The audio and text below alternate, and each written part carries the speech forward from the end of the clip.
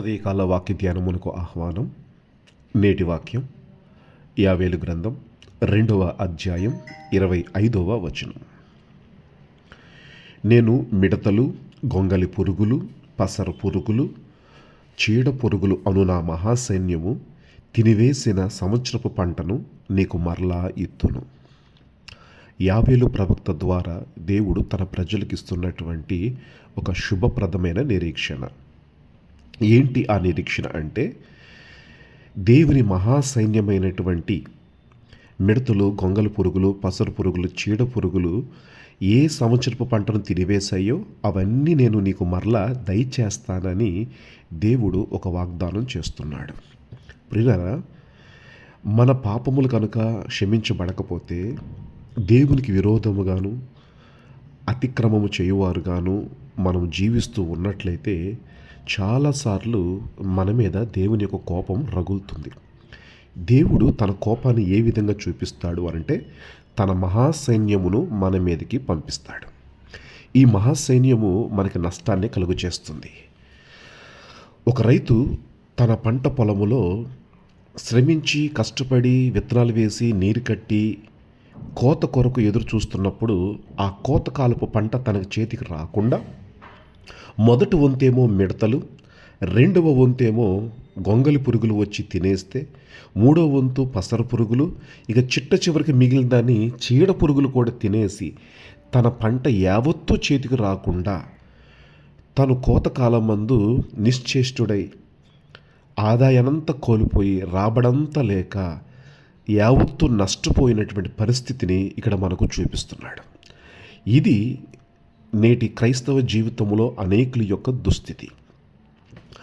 వారు ఎంతో ప్రయాసపడుతున్నారు. రోజుల తరబడి, నెలల తరబడి ప్రయాసపడి, కష్టపడి, చెమటోర్చి ఎంతో శ్రమిస్తున్నారు కొన్నిటిని సంపాదించడానికి. అయితే వారు ప్రయాసపడుతుంది తిరిగి వారికి దక్కట్లేదు. వారు శ్రమిస్తున్నది వారి చేతికి రావట్లేదు. వారు కోరుకున్నది ఏది కూడా వారు పొందలేకపోతున్నారు.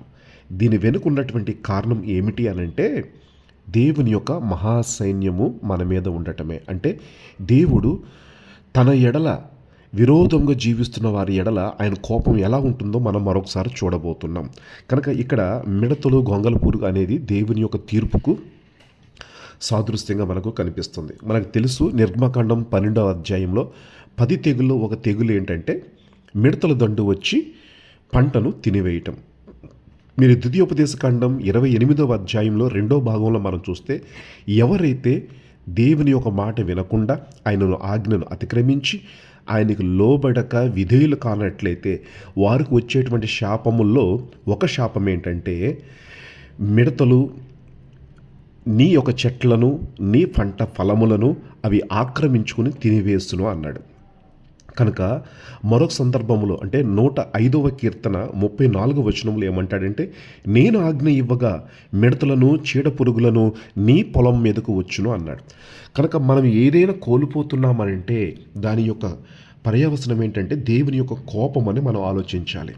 ఇక్కడ పంట అనేది రాబడికి లేక మనం కష్టపడితే వచ్చేటువంటి ఆదాయానికి ఇది సాదృశ్యంగా ఉంది. కనుక నీ రాబడి నీకు మిగలకుండా ఉంటుంది అంటే దానికి కారణం ఒకసారి మీరు ఆలోచించండి.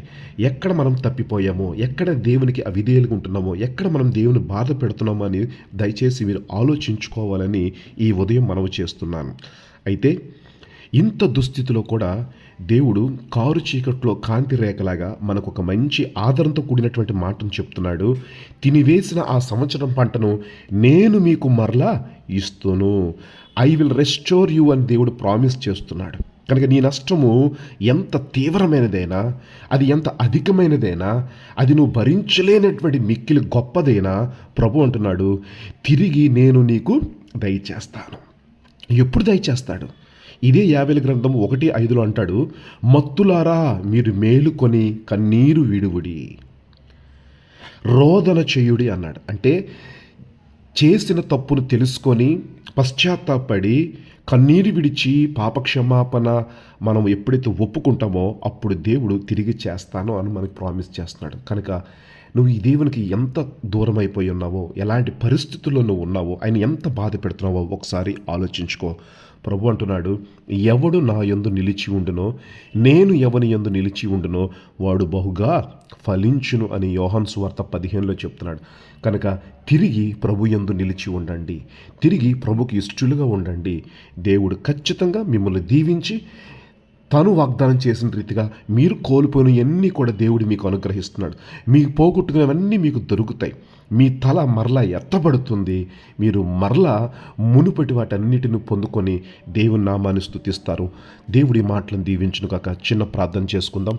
ప్రేమ కలిగిన మా తండ్రి పరిశుద్ధుడా, మీ మహాకృపను బట్టి ఈ ఉదయము మమ్మల్ని ఆదరించినందుకు మీకు వందనాలు.